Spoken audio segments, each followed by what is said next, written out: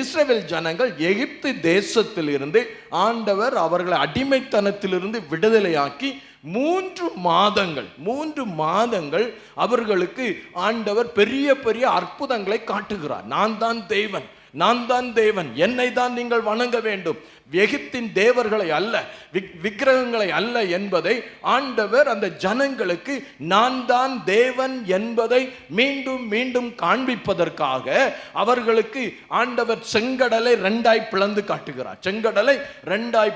காட்டுகிறார். அது மட்டும் இல்லை, அவர்களுக்கு பின்னாக மேக அக்கினி ஸ்தம்பத்தை அனுப்புகிறார். பார்வோனுடைய சேனைக்கும் இஸ்ரவேலுடைய சேனைக்கும் நடுவாக அக்கினி ஸ்தம்பம் நிற்கிறது. பார்வோனுடைய சேனை இவர்களை தொட முடியவில்லை. அதே போல காடைகளை கர்த்தர் வர வைக்கிறார். காடைகளை அனுப்பி அந்த ஜனங்களை கர்த்தர் போஷிக்கிறார்.